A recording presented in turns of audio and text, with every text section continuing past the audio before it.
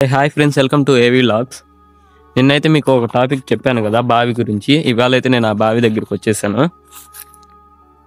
ఇదే ఆ బావి. అయితే దీని గురించి అయితే మా అమ్మమ్మ నాన్నమ్మ వాళ్ళు చాలా పెద్ద పెద్ద స్టోరీస్ అయితే చెప్పేసేవాళ్ళు.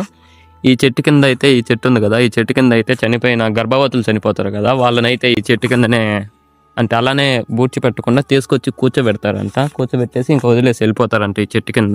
అయితే అప్పుడు కాలంలో ఒక వ్యాపారస్తుడు అటువైపు వెళ్తున్నాడు. అతనికి తెలియదు ఆ చెట్టు కింద ఇలా చనిపోయిన గర్భవతుల్ని కూర్చోబెడతారు అని. అతను ఆ దారిలో వెళ్తున్నప్పుడు ఆ చెట్టు కింద ఒక ఆడ మనిషి కూర్చొని ఉండటం అతను గమనించాడు. అతనైతే అక్కడికి దగ్గరికి వెళ్ళేసి అడగడం అయితే స్టార్ట్ చేశాడు. ఎవరమ్మా నువ్వు ఎక్కడ కూర్చొని ఉన్నావు, ఏ ఊరు మీద అది ఇదని.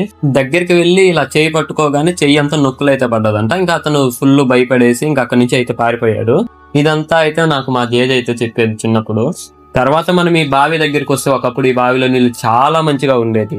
ఈ దారింటి తిరిగే ప్రతి ఒక్కరు ఈ బావిలో నీళ్ళు అయితే ఖచ్చితంగా తాగేసే వెళ్ళేవారు. నేనైతే ఫస్ట్ టైం ఈ బావిలో నీళ్లు తాగినప్పుడు అయితే చాలా లోతుండేది. ఈ బావిలోకి దిగేటప్పుడు అయితే పైన ఒక రాయి లాంటిది ఉండేది, దర్వాజి లాంటిది. అదైతే ఇప్పుడు రాయి అయితే లేదు, లోపల నీళ్ళల్లో పడిపోయినట్టుంది. కాలం మారే కొంది పురాతన పానవాళ్ళన్ని కాలంలో కలిసిపోతున్నాయి. ఇది ఫ్రెండ్స్ ఇవాళ వీడియో. నెక్స్ట్ వీడియోతో మళ్ళీ రేపు కలుసుకుందాం.